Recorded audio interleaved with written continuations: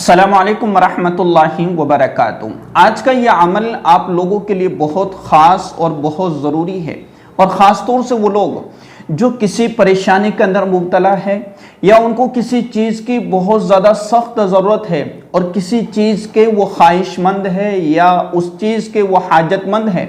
اور ان کے پاس کوئی اسباب اور ذرائع نہیں ہے۔ تو آج جو میں آپ کو عمل بتا رہا ہوں اس کو دھیان سے سنیے گا اور اس پر عمل کرنے کی کوشش کیجیے گا۔ انشاءاللہ اللہ تبارک و تعالی آپ کی اس معاملے کے اندر جو ہے آپ کی ضرورت بھی پوری فرماویں گے، اور اللہ تبارک و تعالی آپ کی تمام ضروریات کو پورا فرما دیں گے۔ اور عمل بہت آسان ہے، بہت مختصر ہے، ہر شخص کر سکتا ہے،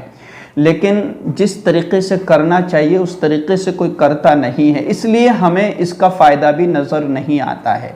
دیکھیں، سب سے پہلے آپ کو صبح میں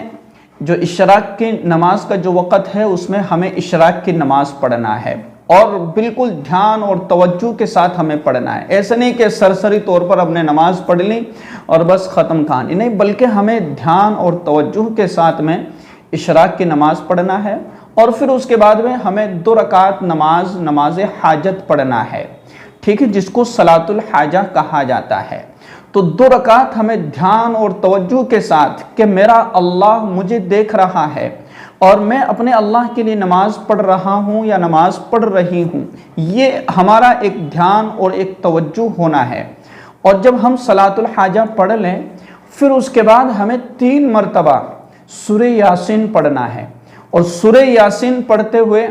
ہماری جو حاجت ہے، ہماری جو ضرورت ہے، ہماری جو خواہش ہے، وہ جو مطلوبہ جو چیز ہے وہ ہمارے ذہن میں بھی ہو، اور پھر اس کے بعد میں ہمیں اللہ تبارک و تعالیٰ کے سامنے دعائیں کرنا ہے، اور گڑ گڑا کر کے دعا کرنا ہے اللہ سے، کیونکہ اشراق کی نماز کہ جس کی فضیلت اللہ کے رسول صلی اللہ علیہ وسلم نے بیان فرمائی کہ پورے دن کے لیے اللہ تبارک و تعالیٰ کافی ہو جاتا ہے، اور صلاۃ الحاجہ وہ نماز ہے کہ جو تمام کی تمام ضرورتوں کو پورا کرنے والی ہے۔ اور سورہ یاسین وہ قرآن کریم کی وہ صورت ہے کہ جس کو اللہ تبارک و تعالیٰ نے زمین و آسمان کی تخلیق کے 1000 سال پہلے اس صورت کی، اور اسی طریقے سے سورہ طٰہٰ کی تلاوت فرمائی، جس کو فرشتوں نے سنا، اور فرشتوں نے سننے کے بعد کہا کہ بڑے خوشحالی ہے ان لوگوں کے لیے کہ اس امت کے لیے کہ جس امت پر یہ آیتیں اتاری جائے گی، بڑے خوشحالی ہے ان لوگوں کے لیے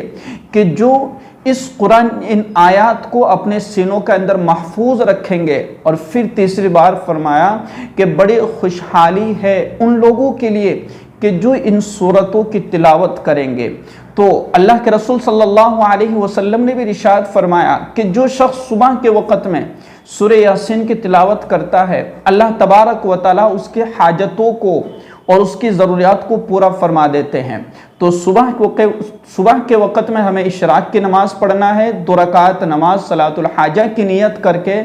2 رکعت نماز صلاۃ الحاجہ پڑھنا ہے، اور پھر اس کے بعد میں ہمیں سورہ یاسین 3 مرتبہ پڑھنا ہے۔ انشاءاللہ